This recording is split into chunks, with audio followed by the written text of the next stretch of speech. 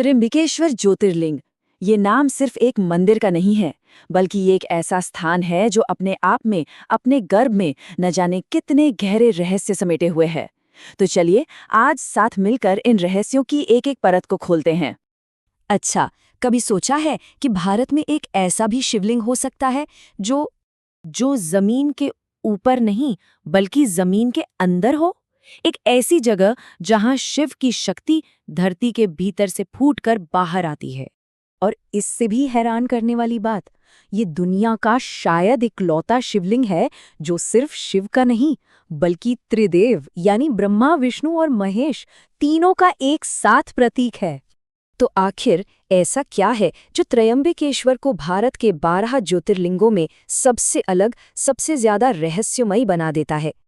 देखिए, इसकी बनावट ही सबसे दिलचस्प है। पहली बात, यहाँ का शिवलिंग त्रिमुखी है, मतलब इसमें 3 छोटे छोटे लिंग हैं जो ब्रह्मा, विष्णु और शिव को दर्शाते हैं। दूसरी बात, ये भूमिगत है, एक गड्ढे में। तीसरा, इस पर हमेशा हर पल पानी बहता रहता है, ऐसा लगता है मानो प्रकृति खुद महादेव का अभिषेक कर रही हो। और सबसे जरूरी बात, यहीं से दक्षिण भारत की गंगा, पवित्र गोदावरी नदी का जन्म होता है। लेकिन यहाँ सवाल ये उठता है कि आखिर शिव का ऐसा अनोखा, त्रिमुखी और जमीन के अंदर का स्वरूप यहाँ बना कैसे? इसका जवाब ऋषि गौतम की तपस्या की कहानी में छुपा है। सोचिए, जब भगवान शिव ऋषि गौतम की तपस्या से खुश हुए और वरदान मांगने को कहा, तो ऋषि के पास अपने अपमान का बदला लेने का पूरा मौका था। लेकिन उन्होंने क्या चुना? जन कल्याण। और यही निस्वार्थ सोच इस पवित्र जगह की नींव बनी। तो कहानी कुछ यूं शुरू होती है कि एक भयंकर सूखा पड़ा था। ऋषि गौतम ने अपनी तपस्या से पानी ले आए, जिससे उनकी छाती बढ़ गई। पर इससे कुछ दूसरे ऋषियों में जलन पैदा हो गई। उन्होंने साजिश करके ऋषि पर गौ हत्या का झूठा इल्जाम लगा दिया। इस पाप से मुक्ति पाने के लिए ऋषि ने शिव की घोर तपस्या की। शिव प्रकट हुए और उन्हें बेगुनाह बताया। वरदान के रूप में ऋषि ने अपने लिए कुछ नहीं मांगा, बल्कि सबके भले के लिए गंगा को उस धरती पर लाने को कहा। गंगा नदी गोदावरी के रूप में वहां रहने को तैयार तो हो गई, पर उनकी एक शर्त थी कि भगवान शिव भी हमेशा के लिए वहीं निवास करेंगे। और बस इसी वचन के कारण यहाँ इस अनोखे त्रिमुखी ज्योतिर्लिंग का प्राकट्य हुआ। ये तो थी पौराणिक कथा, लेकिन समय के साथ साथ इस मंदिर ने एक बहुत ही उथल-पुथल भरा इतिहास भी झेला है। पौराणिक कथाओं से आगे बढ़ें तो आज हम जो ये शानदार काले पत्थरों का मंदिर देखते हैं, इसकी अपनी एक कहानी है जो इतिहास के पन्नों में दर्ज है। तो सवाल ये है कि इसे बनवाया किसने था? हुआ यूं कि 1690 में मुगल शासक औरंगजेब ने इस मंदिर को बहुत नुकसान पहुंचाया और उसके ऊपर एक गुंबद तक बनवा दिया था। वो एक अंधकार का दौर था। लेकिन फिर 18वीं सदी में मराठा साम्राज्य का सूरज उगा और उन्होंने ये इलाका वापस जीत लिया। तब तीसरे पेशवा नाना साहेब ने 1755 से 1786 के बीच, यानी लगभग 31 साल लगाकर इस मंदिर का जबरदस्त पुनर्निर्माण करवाया। और हाँ, ये कोई छोटा मोटा काम नहीं था। कहते हैं कि उस जमाने में इस पर करीब 16 लाख रुपए खर्च हुए थे। आज के हिसाब से देखें तो ये रकम सैकड़ों करोड़ रुपए से भी ज्यादा होगी। ये दिखाता है कि इस मंदिर का महत्व कितना ज्यादा था। लेकिन मंदिर के इस इतिहास के साथ एक और रहस्यमयी कहानी जुड़ी हुई है, एक ऐसे हीरे की जिसे लोग शापित मानते थे।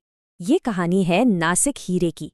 एक ऐसा हीरा जो कभी इस मंदिर की शान हुआ करता था, लेकिन जब वो यहाँ से निकला तो जिसके भी पास गया उसके लिए सिर्फ बदकिस्मती ही लेकर आया।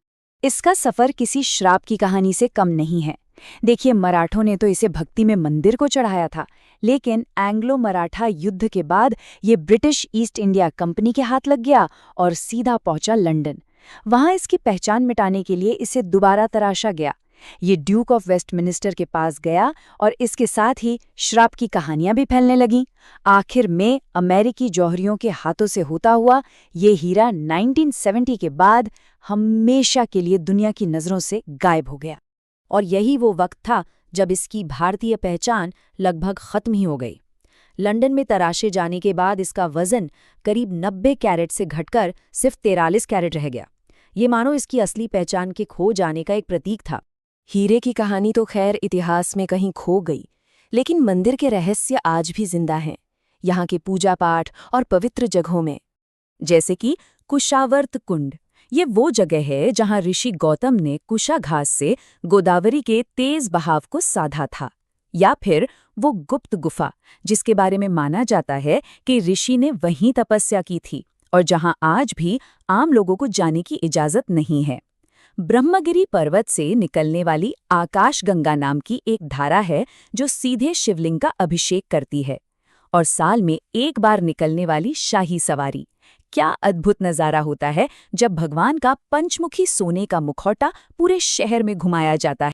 त्र्यंबकेश्वर काल सर्प दोष निवारण पूजा के लिए पूरी दुनिया में मशहूर है। ज्योतिष में ऐसा मानते हैं कि जब सारे ग्रह राहु और केतु के बीच फंस जाते हैं तो ये दोष बनता है, और क्योंकि यहाँ त्रिदेव एक साथ हैं तो ये माना जाता है कि ये जगह ब्रह्मांड की ऊर्जा को संतुलित करने और इस दोष के असर को कम करने की एक असाधारण शक्ति रखती है। ठीक इसी तरह नारायण बलि पूजा भी यहाँ का एक बहुत जरूरी अनुष्ठान है।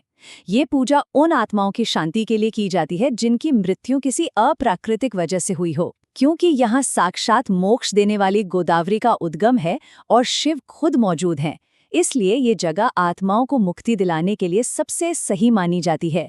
और यहीं पर शिव का एक और रहस्य हमारे सामने आता है। जिस तरह त्र्यंबकेश्वर में शिव धरती के अंदर हैं, ठीक इसके उलट सोमनाथ ज्योतिर्लिंग के बारे में एक मान्यता है कि वहां का शिवलिंग आकाश में तैरता था। एक शिव जो जमीन के भीतर हैं और दूसरे जो आकाश से जुड़े थे। ये बात सोचने पर मजबूर कर देती है कि आखिर इन पवित्र धामों में और कितने अनगिनत रहस्य दफन हैं, जिनके जवाब आज भी खोजे जाने बाकी हैं।